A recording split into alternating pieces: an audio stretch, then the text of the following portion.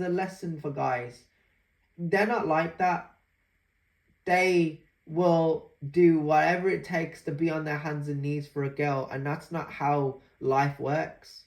When I quote myself, and I'm very much in character, and I have been since 2018, I had to go forward. I couldn't go backwards, and it really hurt for a very long time, and I kind of did forget, and I mean I never will forget.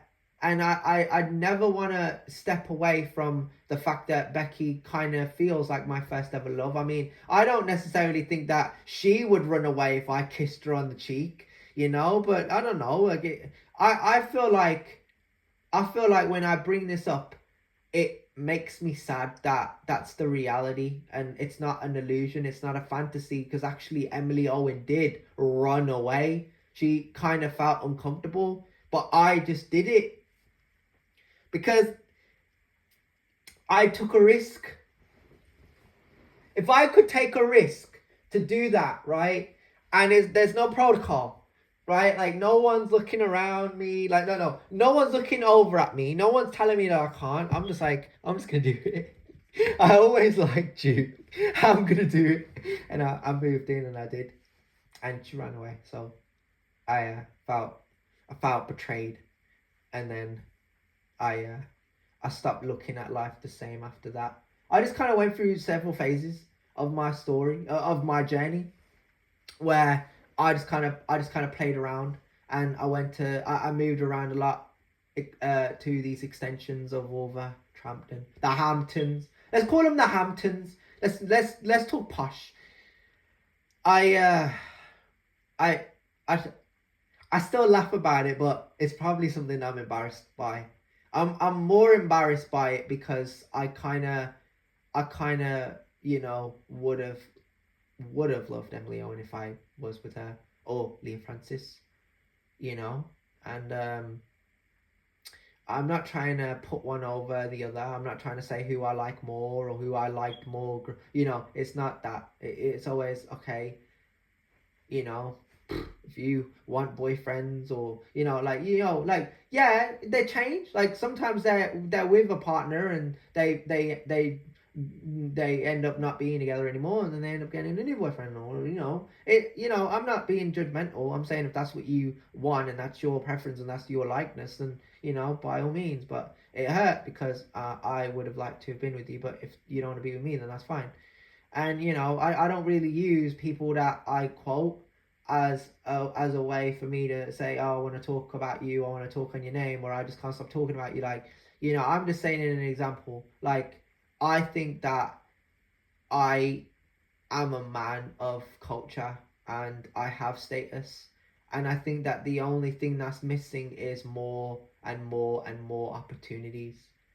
And I've held myself back. I've been angry. And being angry has really being angry has really shaken my my portfolio as an artist. It's really taken me to another level, because I would never have said lean, mean, ready to seize any given opportunity. I would never have said that in those facilities. I didn't talk much. I didn't rap.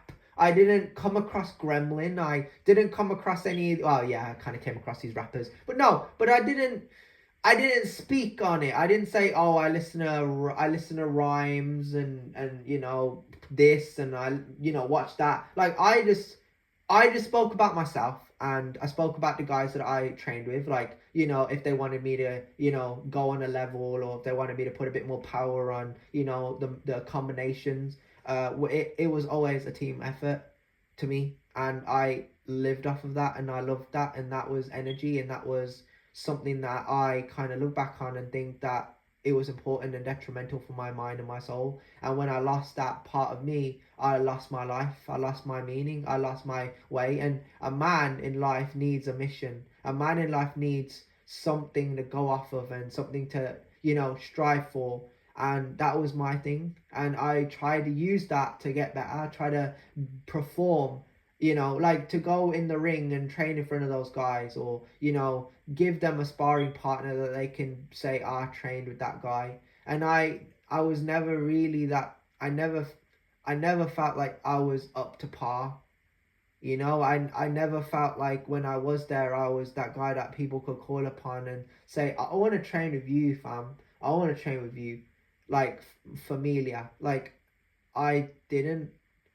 And I was always a guy that would. Getting to be with you is an opportunity. It's not so much of an opportunity. It's just a blessing. I view myself as a blessing. I see Becky as a blessing from the heavens. Mainly due to her character, and she has main character energy. I've quoted this before. She always did, and that's what I love about her. And you know, all the girls that I've come across, you know, they're cool. But she's definitely the coolest. So, you know, that kind of explains why I've kind of grown attached and fond and, you know, obsessed and in love with her. And, you know, there really is like more to it than just those things. But, you know, when you have the opportunity from a young age to, you know, have hobbies, have them, you know, have a passion, you know, get into something and fight for it. Like, you know, you want to do it and someone tells you can't do it, then you show them that you can. And that's important. And that's really why I'm making this video, because I wasn't taught from a young age to, you know, I kind of could have had a mountain bike and I could have gone riding and I could have had a gym membership and I didn't, and I could have done this, right? And I want to say this for non-selfish reasons. For non-selfish reasons at all. I want to go to Comic-Cons and conventions.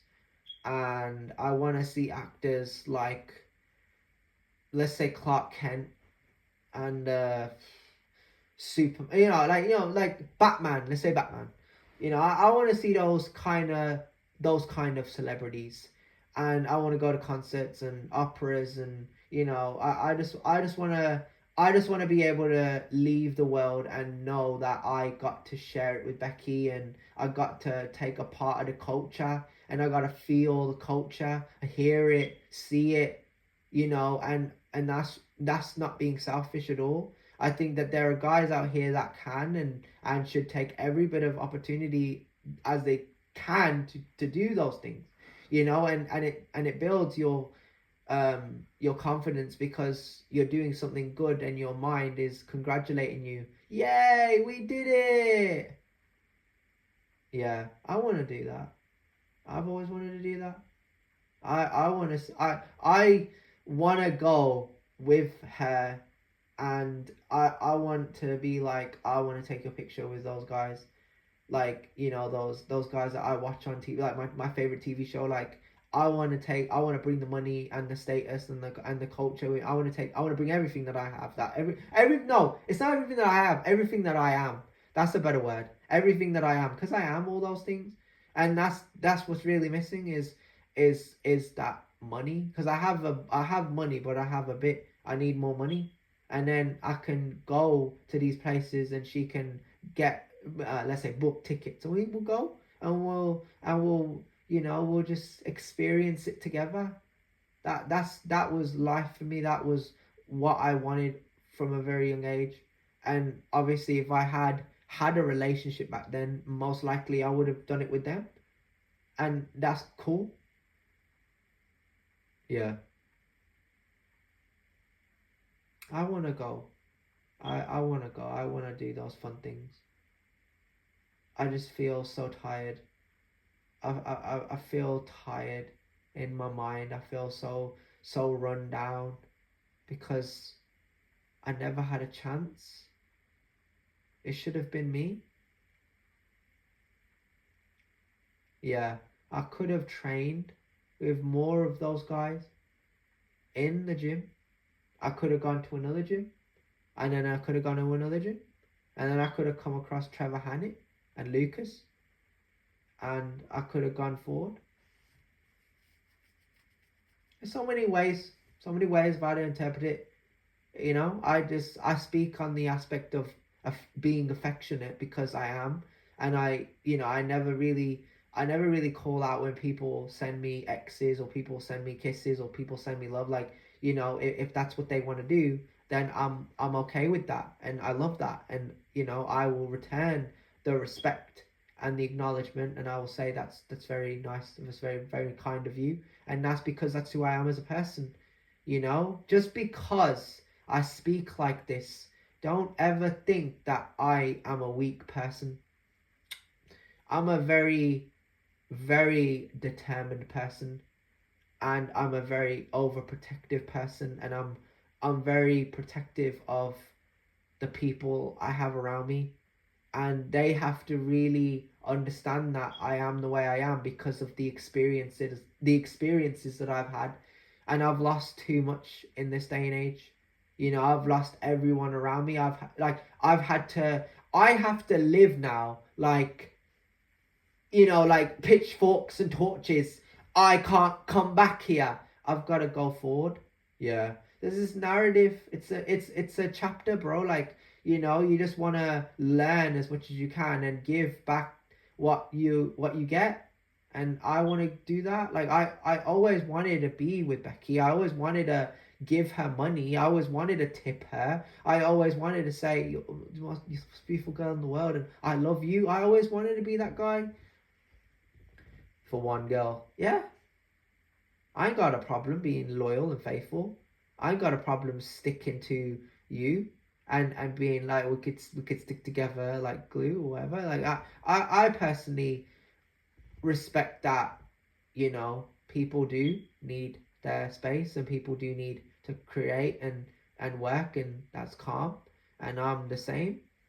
But in a sense, it I just see myself as a person that if I don't start making it happen and like working forward and working towards tomorrow, it might never come.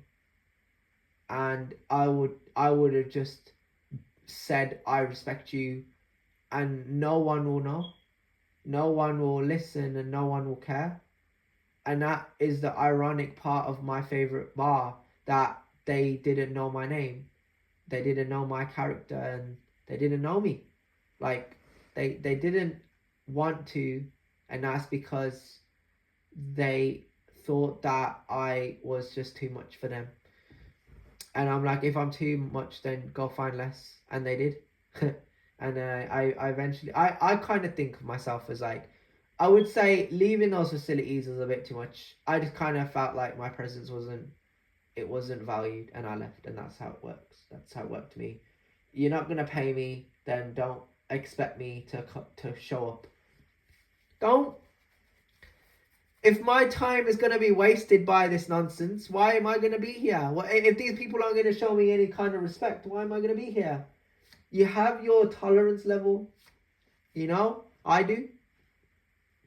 I just see myself as a person that has worked so hard his entire life, and he just wants to treat the person or treat the people around him and give them experiences and help them, give them advice and speak for them, and no, not speak for them like a ventriloquist, but like speak for them like, from a voice of experience.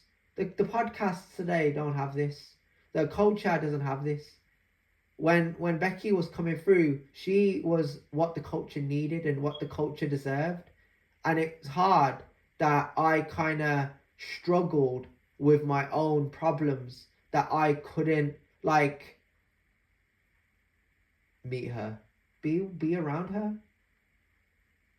Like we're two of this, like, it's like, I would say this, like, the hearts that are like split in the middle. I'm like one half and she's like the other half. And I think that if we really connected, I think they would just go back together. You know what I mean? So like, when you got like the money filling it, I'd be like, no, it's not broken anymore. It's together. Like, we're together now, or we're connected now, or we can get to know each other now, or whatever. Like, I'm just saying, like, I'm just using an example. But yeah, I think that where I'm concerned, it's always just, levels. Levels are what people want to see. People want to see you going far in life. People want to see that you can lead by example. You can lead in a sense of like whatever you can do. I think that having an animal, having a pet is cool. I think that having family members around you are cool. I think that, distancing yourself from certain things like, things that don't benefit you should, I'm not trying to say like I'm killed by stuff that partake in. I just learn a lot from my phone. I've always been that way. Like, I learn a lot from the characters I played. Batman, Scorpion, Predator, Nico Bellic. I've learned a lot from the characters and the experiences that I've had. And, I think that I share a part to blame for, my upbringing not being up to par. And I know my family members didn't give a fuck, but I think that I kind of neglected myself. And a lot of guys out here say your body is a temple. Like, you are like you. Yeah. And you can escape the way you live. Like, you can untrap yourself, you can unshackle yourself, you can free yourself. You just gotta do it, and no one's gonna help you but you can help yourself. I'm not trying to say help yourself, be greedy. I'm just saying, like, you gotta help yourself in the sense of like, you gotta stop looking over at other people and you gotta make it happen, and you gotta take charge. You gotta show people that you're a person of action, and that's rare in this day and age, because when people do take action and people do take advice from these podcasts and these guys, a lot of the times it's kind of difficult because they kind of have certain people on there that don't really belong. And I think this day and age has really ruined dating, has really ruined the society. And that's what I'm trying to say. Like, I would have loved to have experienced date nights with Becky, and I would have loved to have bought her flowers. And that's still a possibility. That's still on the table. I want to do that. Yeah. I always did. I'm not gonna go around and say, oh yeah, like, obviously if I can't, then I'll just die. I don't want to be here anymore. I'm saying this on my birthday, and it's depressing, but I mean it. Like, I won't be here anymore. I'm just gonna switch it off because I can't talk anymore. I'm too emotional, like, full of rage and anger to just carry on. Like, anytime I quote people that I've known, all I think is they're better off without me. And that's far from the truth, because I feel better when they're around me. But then I think, what would happen if I wasn't here anymore? Would anyone care? I don't know. Food for thought.